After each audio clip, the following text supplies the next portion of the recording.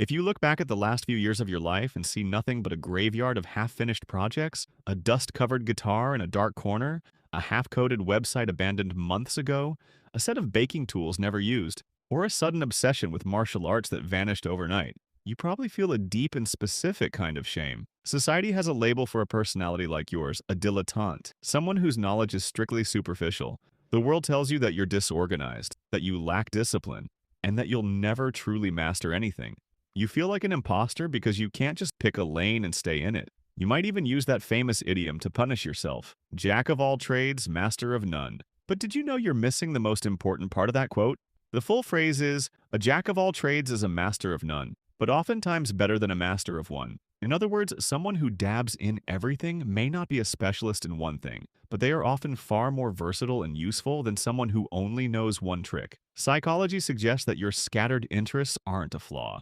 They are a symptom of a highly adaptive nervous system. You aren't failing at specialization, you are unintentionally building a rare cognitive architecture known as the M-shaped mind. To understand this restlessness at its core, we have to recognize the great lie we've been sold for the last century. For the industrial age, the world was an I-shaped game.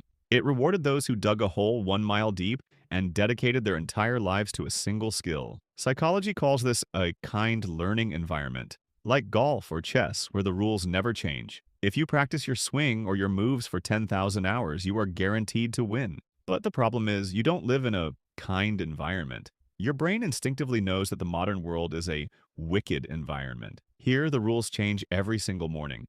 The game isn't golf, it's surviving in a dense, unpredictable jungle. In a wicked environment, the specialist is the first to become vulnerable.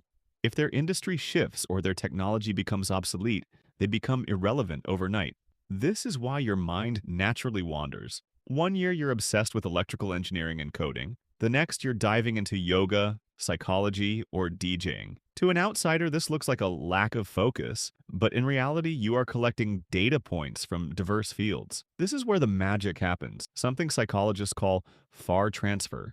A specialist uses near transfer, the same old tools for the same old problems. But you take a concept from a completely unrelated field and apply it to another. Think of the web developer who was once a farmer. His agricultural experience gives him an organic understanding of systems and growth cycles that a textbook coder could never grasp. You aren't just writing code, you're building an ecosystem.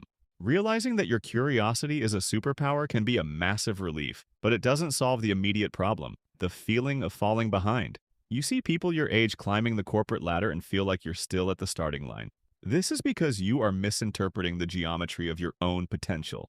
The world tells you to be T-shaped, broad general knowledge with one deep specialization, but your blueprint is M-shaped. An M-shaped individual has multiple pillars of depth connected by a bridge of curiosity. But here's the trap. You cannot build all the pillars of an M at the same time. If you try to master data science, write a novel, and launch a business all in the same month, you will suffer a mental burnout.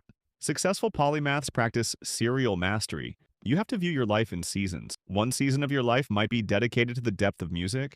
The next season might be dedicated to programming or business. You didn't quit music. You simply completed that season of construction.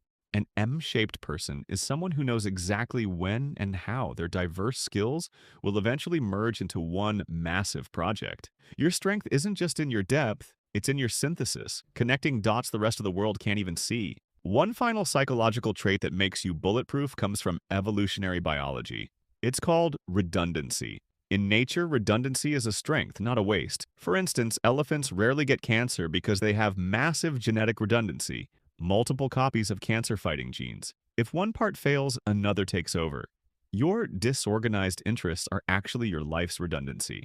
If you are only a specialist software engineer and AI takes your job tomorrow, you are in danger.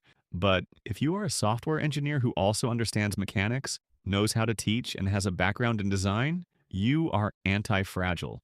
You haven't wasted your time by dabbling. You have been engaging in strategic adaptability. You are building a safety net of skills that ensures no matter what happens in the economy or technology, you always have a pivot ready. So stop apologizing for your cemetery of hobbies. They weren't failures. They were semesters in a university of your own making.